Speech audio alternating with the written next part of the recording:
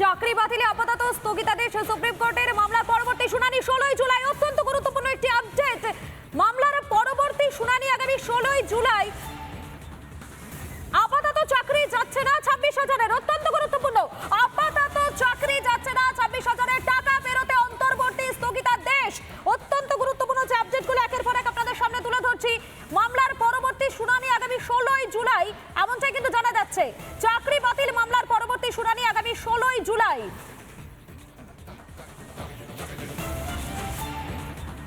এখনই দমনমূলক পদক্ষেপ নেবে না সিবিআই। চাকরি বাতিলে আপাতত স্থগিতাদেশ। সুপ্রিম কোর্টের বাড়তি পদ তৈরির সিদ্ধান্ত মন্ত্রিসভা। কিন্তু তার সঙ্গে একটা রাইডার দিয়েছেন, কি বলেছেন, যে যদি বাতিল হয় তাদের কিন্তু এই আন্ডারটেকিং দিতে হবে, তাদের কিন্তু বেতন ফেরত দিতে হবে।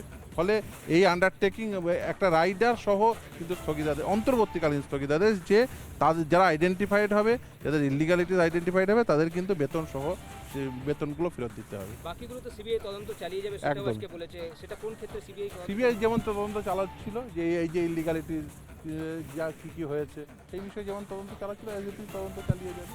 কিন্তু যে প্রোটেকশনটা একটা পেয়েছিল সুপার নিউমেরিক নিয়ে সেটাতে সেই প্রোটেকশনটা থাকবে, কিন্তু ইন রিগার্ড আদার থিং যে তদন্ত চলছিল ইলিগালিটিসগুলো, সেগুলো যেগুলো ক্রিমিনালিটি ইনভলভ, সেগুলো অবশ্যই তদন্ত হবে। কিন্তু এর আগে হিয়ারিং এ রাজ্য সরকার বলেছিল কি যদি এইটা থাকে ক্লজ নাম্বার 8 যে অর্ডারে ছিল, তাহলে পুরো ক্যাবিনেট জেলে চলে যাবে এই যে ইলেকশন চলাকালীন। সেটার উপর স্টে দিয়ে খুব সম্ভবত রাজ্যের জন্য স্বস্তি। দেখুন, রাজ্যের স্বস্তি অস্বস্তির বিষয় নয়, বিষয়টা হচ্ছে যে এখানে ইলিগালিটিস হয়েছে বলে দেখুন সিবিআই তদন্ত কিন্তু কন্টিনিউ করতে বলেছে। ফলে একটা জিনিস স্পষ্ট যে দুর্নীতি হয়েছে।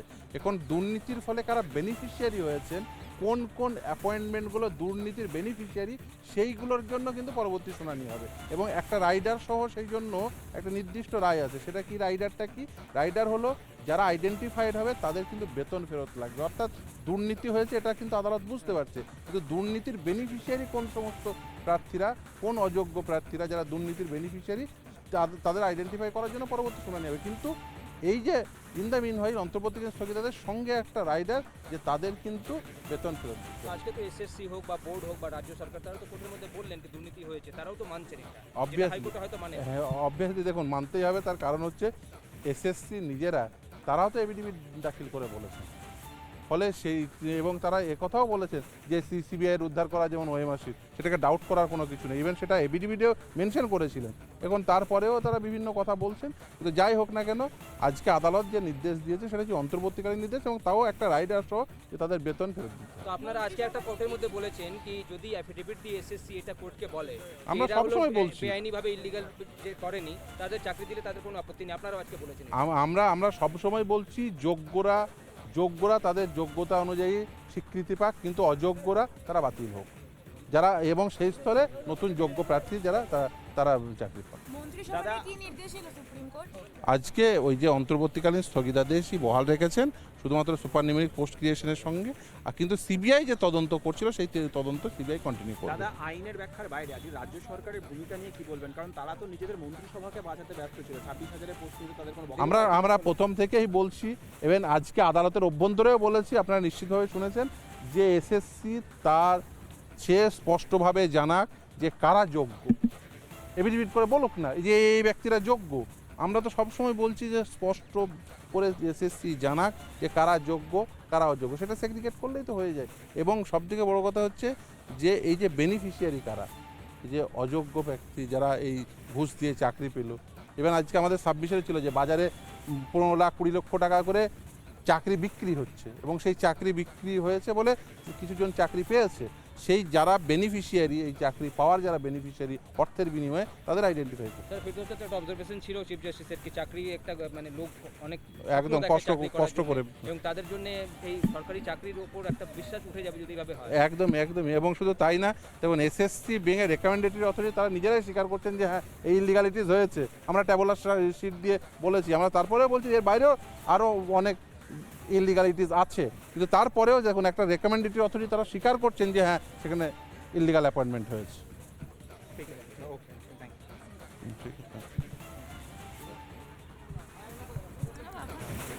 এই মুহূর্তে যে গুরুত্বপূর্ণ খবরের দিকে আমাদের নজর থাকবে। মামলার পরবর্তী শুনানি 16 জুলাই।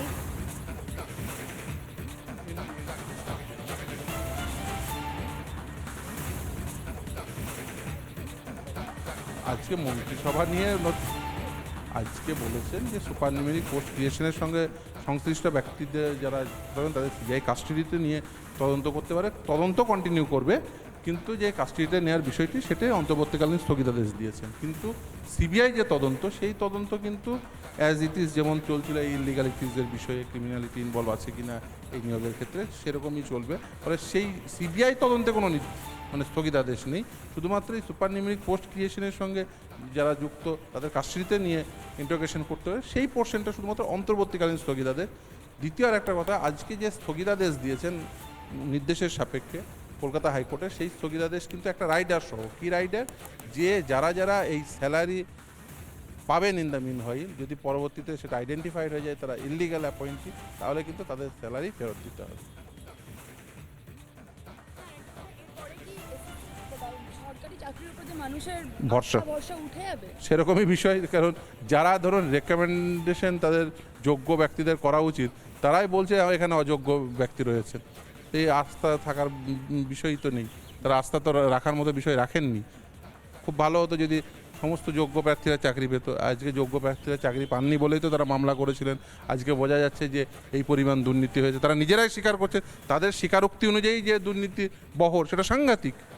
মানে ভাবুন, যদি তাদের কথাগুলো সব সত্য হয়, তাহলে দুর্নীতির বহর বিশাল। যে একটা অ্যাপয়েন্টমেন্টে এই মাত্র কয়েক হাজার অ্যাপয়েন্টমেন্ট, সেখানে এই পরিমাণ দুর্নীতি।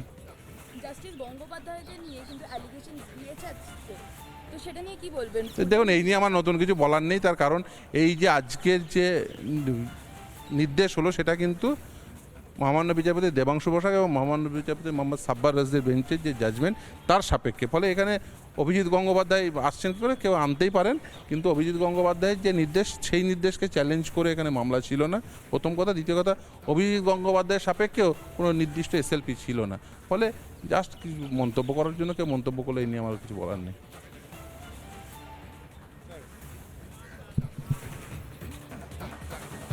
আর এই মুহূর্তে যে খবর আমাদের নজর রয়েছে, চাকরি বাতিলে আপাতত স্থগিতাদেশ সুপ্রিম কোর্টের। মামলার পরবর্তী শুনানি আগামী 16ই জুলাই। আরও একবার জানাবো আপনাদেরকে, মামলার পরবর্তী শুনানি আগামী 16ই জুলাই। অত্যন্ত গুরুত্বপূর্ণ পর্যবেক্ষণ সুপ্রিম কোর্টের, যে যোগ্য অযোগ্য বাছাই হলে চাকরি যাবে, টাকা ফেরতের অন্তর্বর্তীকালীন স্থগিতাদেশ। আরও একবার জানাবো আপনাদেরকে, সুপ্রিম কোর্টের আজকের যে পর্যবেক্ষণ, সেখানে অত্যন্ত গুরুত্বপূর্ণ যে যোগ্য এবং অযোগ্য বাছাই হলে চাকরি যাবে। মামলার পরবর্তী শুনানি আগামী 16ই জুলাই। চাকরি বাতিলে আপাতত স্থগিতাদেশ সুপ্রিম কোর্টে।